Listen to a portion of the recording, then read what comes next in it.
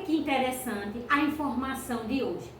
Para o empregado ter direito, pessoal, ao pagamento de descanso semanal remunerado, ele deve o quê? Ele deve preencher 2 requisitos. E eu trago aqui para vocês esses requisitos e com um pouco mais de detalhes. Quais são esses requisitos? É a frequência e a pontualidade no trabalho. Caso não sejam cumpridos esses requisitos, haverá o quê? Haverá consequência para o trabalhador e que não são muito agradáveis.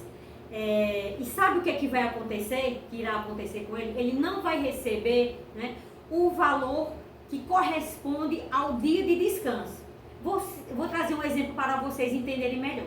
Por exemplo, se o funcionário ele faltar um dia na semana, o descanso semanal remunerado desta semana que ele faltou deverá o quê? Ser descontado. Então haverá o quê? Haverá o desconto do dia que ele faltou, não é isso? Referente a somente, e ao descanso também semanal remunerado referente àquela semana que ele faltou. Se faltar, por exemplo, na semana seguinte, também haverá o quê?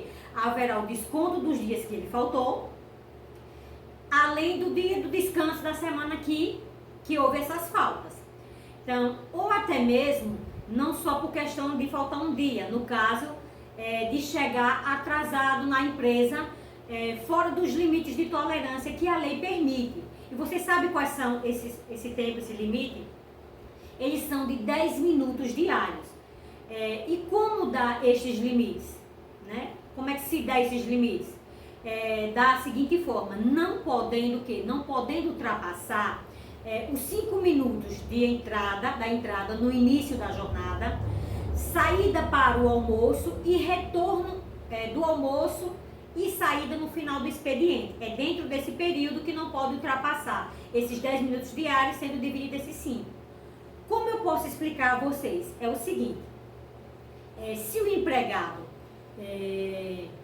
por exemplo, trabalha às 8 horas, das 8 às 17, com intervalo para descanso e almoço de 1 hora.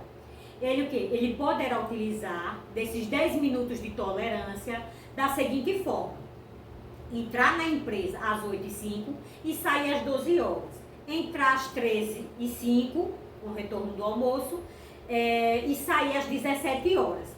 Nesse caso, não haverá descontos no salário e nem considerado como falta, porque ele está dentro do limite dos 10 minutos. Outro caso, entrar na empresa às 7h55 e sair às 12 horas. Entrar às 12h55, ao retorno do almoço, e sair às 17. Nesse caso, também a empresa ela não pagará horas extras. Por quê? Porque percebam nesse caso que os minutos eles estão o quê? Eles estão dentro do limite que a lei permite, que são dos 10 minutos o total. Porém, estão divididos em quê? Em 5 e 5 minutos. Mas se o funcionário nessa mesma jornada de trabalho seguir o seguinte exemplo, ele entra às 7h50 e sai às 12 horas. A empresa ele terá que pagar o quê? Os 10 minutos como horas extras. Por quê? Porque ele excedeu o limite dos 5 minutos para cada adiantamento do horário. Ou pode ser também no atraso. O empregado que chegar, por exemplo, às 8h10 e sair às 12 horas, e aí, nesse caso, a empresa vai o quê? Vai poder descontar, porque ele ultrapassou o limite daqueles 10 minutos, sendo dividido 5 e 5. Também pode ter outros exemplos, como, por exemplo, entrar às 7h52 e sair às 12 horas. Aqui, ele ultrapassou os 5 minutos e a empresa ele vai ter que pagar o quê? O equivalente aos 8 minutos. E poderia o quê? Poderia descontar do funcionário se ele entrasse às 8h08. Esses minutos que são adiantados ou ultrapassados, eles podem ser no segundo turno também, da jornada de trabalho, das 13 horas às 17. Então, muitas pessoas elas se confundem, pensando que pode utilizar esses 10 minutos em um só momento, que não haverá problema. Outros pensam que somente devem ser pagos ou descontados os minutos que ultrapasse os 5 de cada tempo limite, que a lei permite, mas não é dessa forma. Se ele ultrapassar os 5 minutos, ele irá pagar a totalidade. No caso que eu falei anteriormente, ultrapassaram 8 minutos, então devem ser pagos no valor dos 8 minutos e não de 3, né? Que muitas vezes teria que pagar, não, porque são de 5 minutos, ele só ultrapassou 3 a partir dos 5, mas não. É a totalidade que se paga. Há uma exceção aqui que eu posso dizer a vocês, né? É uma situação em que podem ser utilizados os 10 minutos em um só momento, mas no caso de compensar, eu entrar mais cedo e sair mais cedo, eu entrar mais tarde e sair mais tarde, há uma compensação. Exemplo, eu entrar na empresa às 12h50 e sair às 16h50. Dessa forma, houve compensação. E o empregado, ele entrou mais cedo, porém vai sair também a mesma quantidade de tempo, mais cedo do seu horário de trabalho.